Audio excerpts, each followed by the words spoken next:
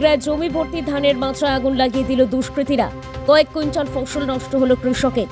ঘটনাটি ঘটেছে বুধবার সন্ধ্যে 7:30 নাগাদ এগরা পৌরসভার 6 নম্বর ওয়ার্ডে।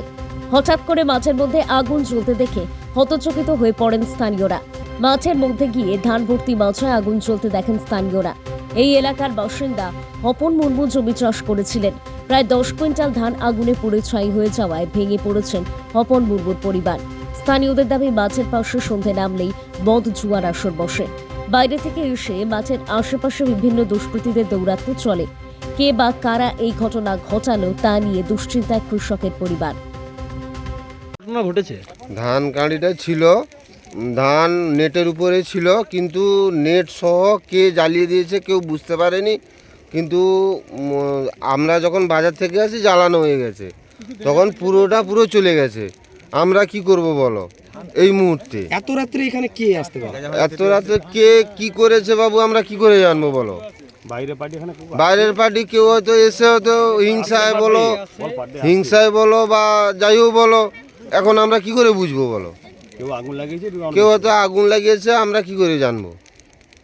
এখানে পুরো ধান ছিল, পুরো ধান ছিল, নেটের উপরে বিছানো ছিল, নেটটা পুরো চাপানো ছিল। এখানে আনুমানিক কত পরিমাণ ধান নষ্ট হতে পারে? এখানে মিনিমাম ধরে রাখো 8 কুইন্টাল।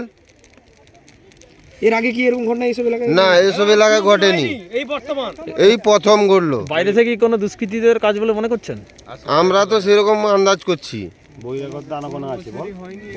বহিরাগত কোনো আনাদানার ব্যাপার আছে। আমার নাম আমার প্রদীপ হেমব্রম, বাড়ি এগরা 6 নম্বর ওয়ার্ড। দাদা কি ঘটনা ঘটেছে একটু বলবেন?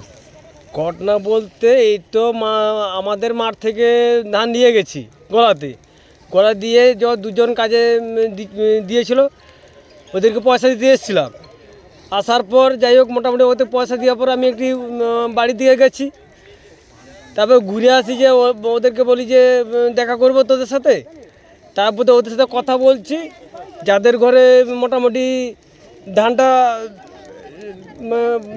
নষ্ট হয়ে গেছে, জ্বলছে, কিন্তু তার আগে আমরা দেখেছি যে সেখানটায় কিন্তু আগুন জ্বলছিল, মানে কেউ কিছু আছে হয়তো সেখানে আগুন জ্বলছে। দিয়ে যখন আমরা আছি তার ঘরের পাশেই আছি, যখন তার বাবা যায় তখন বলে যে আমার ঘরে কে আগুন লাগিয়ে দিয়েছে। দৌড়ে যখন আসি না সত্যি আগুন জ্বলছে, কিন্তু তার আগে মোটামুটি ছিল 4 জন। আমি দেখেছি যে ওদেরকে পয়সা আনার সময় দেখেছি, বা তাদেরকে চিনি না। মোটামুটি সবাই তো পাড়ার থেকে আজকে তো মোটামুটি 6-7 মাস কি বছরে হয়ে যাচ্ছে মোটামুটি গেজার আড্ডায় ধারে, মানে এখানে গাঁজা খেতে আসে। হ্যাঁ, আমার ঠাটরা থেকে মোটামুটি বিল এই রোডটায় আমার সে বাড়ি সেদিকে মোটামুটি কেউ আসেনি, তো সেই রোডে কেউ আসেনি, এই রোডে মোটামুটি এই জিনিসটা চলে। তা খাচ্ছে কারে যে যার ব্যাপার, কেউ বলার কি দরকার, এদার কেউ বলেনি তো আমি কেন বলতে যাব। তো চলছে, সেখানে দেখছিলাম যে 4 জন গাছ একছে, মোটামুটি তাদের ফুর্তি করছে দেখে ওদেরকে পয়সা দিয়ে আবার ঘুরে এসে আবার তাদের দেখা করব। এই তো তার বাবা, এই আমিও ঠেকছি, তার বাবাও এসে গেছে, যে বলছে যে আমার ঘরে কে আগুন লাগিয়ে দিয়েছে। ঘটনাটা কোন টাইমে কখন ঘটেছে সময়টা?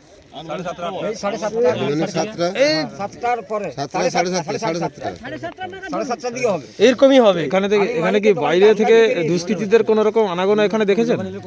সেরকম তো বর্তমান না, কিন্তু বাইরের লোক এই জায়গায় বাইরের লোক অনেক আসে, এখান অনেক আসে নেশা করতে আসে, সব ড্রিঙ্ক করতে আসে, কেউ পার ডে প্রত্যেক দিন।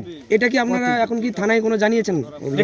জানাইনি, এবার আমাদের কাউন্সিলর আছে, তারপর পাড়ার কমিটি আছে, ওদেরকে আলোচনা করে তারা। আপনার নাম? শঙ্কর বাসকে। বাড়ি এখানে? এই তো এখানে।